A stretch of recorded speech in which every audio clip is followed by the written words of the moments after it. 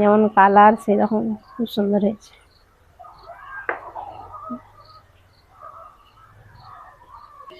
আসসালামু আলাইকুম, মেহেক কিচেনে আপনাদের সবাইকে স্বাগত। কুল বললেই দেখবেন মেয়ে বলেন ছেলে বলেন সবারই কিন্তু মুখে পানি আসবেই।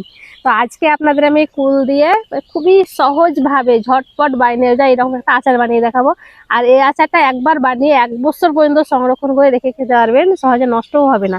আর খেতেও কিন্তু দারুণ স্বাদ হয়। তো আমাদের কাছে দেখেন প্রচুর কুল হয়েছে, মানে এত ধরেছিল এবার, মানে সবাই খেয়ে একদম হিমছে। তো তো পুরো সব ফাঁকা করে দিয়েছে পাখিতে। শুধু এই নিচের গুলো আমরা মশারি দিয়ে ঢেকে রেখেছি, তার জন্য কটা আছে।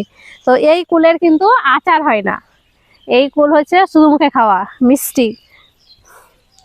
আর এই কুলটা দেখতে পাচ্ছেন আমাদের মাদের ওখানে যে গাছ লাগিয়েছিলাম সেই কুল, বাজার থেকে কিন্তু কিনে আনিনি, আমার ঘরের গাছের কিন্তু এটা কুল। তো এই কুল দিয়ে কিন্তু আচার বানাবো, যত টক কুল হবে তত কিন্তু আচার ভালো হয়।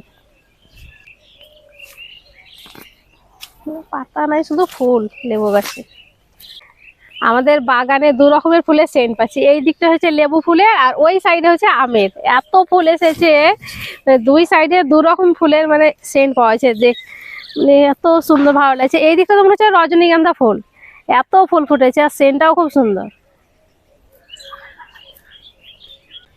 কুলের আচার বানানোর জন্য এখানে আমি 1 কেজি পরিমাণ পাকা কুল নিয়েছি। আর কুলটাকে খুব বেশি শুকাবেন না, তাহলে কিন্তু কটকটে হয়ে যায়, একটু নরম নরম থাকে এইরকম করে শুকিয়ে দিতে হবে। এই যে এইরকম একটু নরম নরম হলে ভালো হয়। আর কুলগুলাকে আমি ভালো করে মানে ডাঁটা ছাড়িয়ে পরিষ্কার করে নিয়েছি, এই ডাঁটাগুলো যাতে পিছনে না থাকে। আর এই হাঁড়িতে আমি পানি নিয়েছি, একবার ধুয়ে নেব।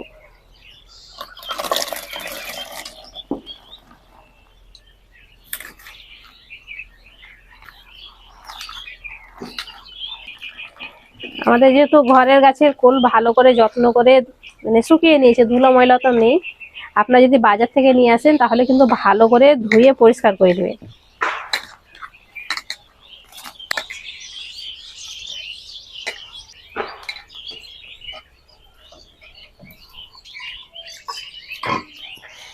কুলগুলোকে আমি ভালো করে ধুয়ে পরিষ্কার করে নিয়েছি। আচারের জন্য একটা মশলা রেডি করব, তার জন্য কি কি নিয়েছি আপনাদেরকে একবার দেখিয়ে দিচ্ছি। এখানে নিয়েছি একটা তেজপাতা, এইভাবে ছিঁড়ে নিয়েছি, শুকনো লঙ্কা, 5 ফোড়ন, ধনে, জিরে, মৌরি। আর এই গোটা মশলাগুলো আমি 1 চামচ করে নিয়েছি, মৌরিটা নিয়েছি 1/2 চামচ, কারণ একটু গুঁড়োও দেবো তার জন্য। আর যদি গোটা থাকে আপনাদের তাহলে 1 চামচ করে সমান সব মশলাগুলোই নেবেন, তাহলে বেশি ভালো হবে। এবার ভেজে নিব। তো লঙ্কা ভাজতে একটু টাইম লাগে, তার জন্য আগে দিয়ে দিলাম। তার সাথে তেজপাতাও দিয়ে দিচ্ছি, একটুখানি ভেজে নেবো আগে। তেজপাতা লঙ্কাগুলো একটু ভেজে নিয়েছি, এবার বাকি মশলাগুলো দিয়ে দিচ্ছি।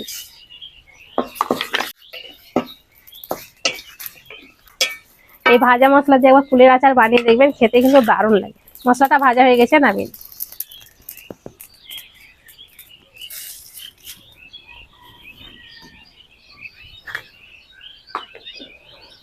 কড়াই দিয়ে দিচ্ছি একটু সরিষার তেল, খুব বেশি তেল লাগে না, অল্প একটু দিলেই হবে। তেলটা গরম হয়ে গেছে, এবার কুলগুলা দিয়ে দেবো।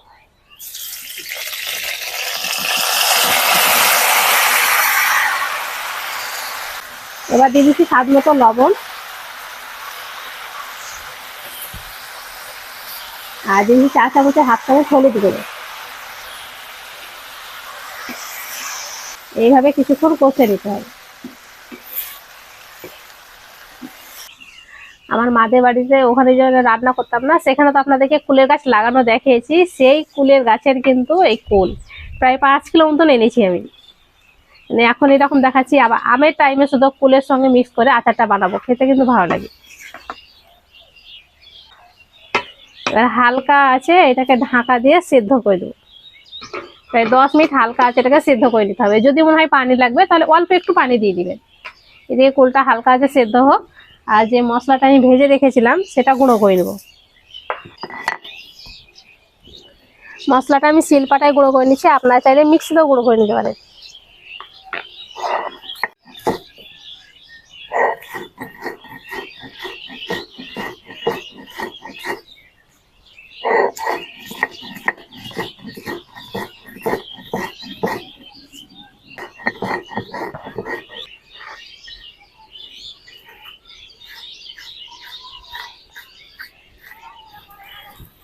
যে একটু মোটা করে গুঁড়ো করে নিয়েছি। এইভাবে মশলাটাকে একটু মোটা করে গুঁড়ো করে নিতে হবে, খুব বেশি মিহি করলে ভালো লাগবে না, একটু মোটা মোটা থাকবে তাহলে ভালো লাগবে খেতে। আর কুল থেকে দেখেন কত পানি ছেড়েছে, এই লবণ দেওয়া আছে, পানি ছেড়েছে। এখানে একটা কথা বলছি, যদি আপনাদের কুলটা অনেক বেশি শুকনো থাকে তাহলে কুলটাকে আগে থেকে ভালো করে সেদ্ধ করে নেবেন, তাহলে পরে আচারটা ভালো হবে, নরম হবে। আর এখানে দেখেন সেদ্ধ হয়ে গেছে আর গলে গেছে। এই যে এবার এইভাবে একটু করে ভেঙে দেব, এইভাবে ঠুকে ঠুকে কিছু কুলকে গলিয়ে নিতে হবে, তাহলে আচারটা বেশ ভালো হবে।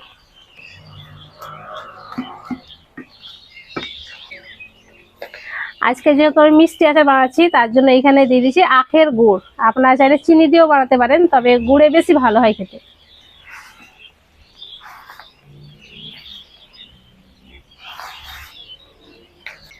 আর এখানে আপনারা আন্দাজ করে গুড়টা দিতে পারবেন, কেমন মানে কুল, যে কুলটা বেশি টক হবে তাহলে একটু মিষ্টিটা বেশি লাগবে, যদি কম টক হয় তাহলে একটু গুড়টা কম লাগবে।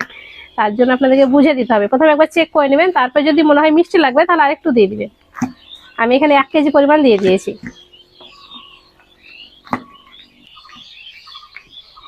গুড় দেওয়াতে কালারটা আরো ভালো হবে।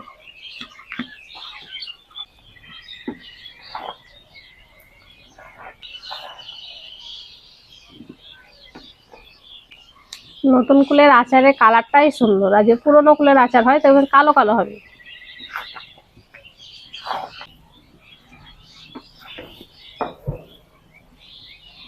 একটু লঙ্কার গুঁড়ো দিয়ে দিচ্ছি,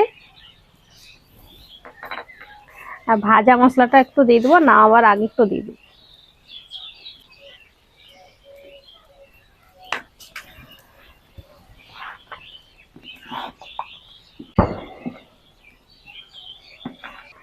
এই যে আচারটা হয়ে এসেছে, আর এখন দেখেন কালারটা আরো সুন্দর হয়ে গেল।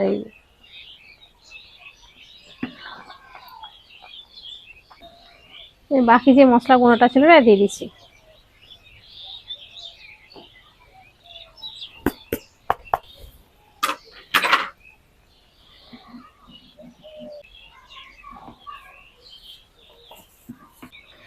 কুলের আচারটা হয়ে গেছে, আর এখানে আপনারা মিষ্টিটা চেক করে নেবেন, যদি কম মনে হয় তাহলে আর একটুখানি গুড় দিয়ে দিবেন, তাহলে পরেই হবে।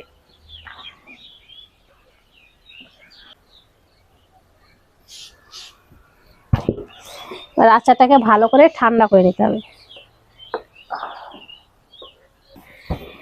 আচারটা তো পুরোপুরি ঠান্ডা হয়নি, তবু আপনাদেরকে দেখিয়ে দিচ্ছি। এই যে দেখেন এখনো ভাপ উঠছে, ঠান্ডা হতে এখন অনেক দেরি। একটা একটা গোটা আছে, একটা একটা গলে গেছে।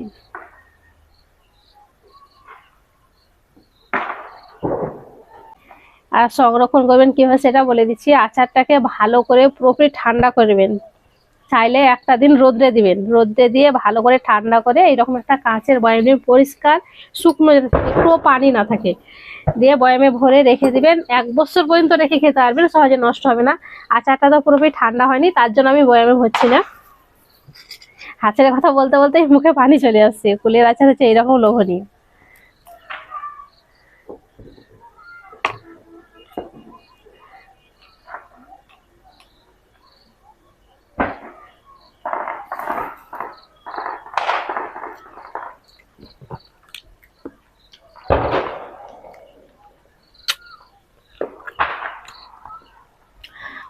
আচারটা খেতে দারুণ হয়েছে, মিষ্টি লবণ ঝাল সবকিছু ঠিকঠাক হয়েছে। তো আমি যেভাবে দেখিয়েছি আপনারা একবার এইভাবে কুলের আচার বানিয়ে দেখবেন, বাড়ির সবাই খুব বেশি পছন্দ করবে, আর অনেক দিন পর্যন্ত রেখে খেতে পারবেন, সহজে নষ্ট হবে না। আশা করছি আজকের এই কুলের আচার রেসিপি আপনাদের অনেক ভালো লেগেছে। ভালো লেগে থাকলে প্লিজ লাইক কমেন্ট শেয়ার করবেন, আর আমার চ্যানেলটি অবশ্যই সাবস্ক্রাইব করবেন। সবাই ভালো থাকবেন, সুস্থ থাকবেন, ধন্যবাদ।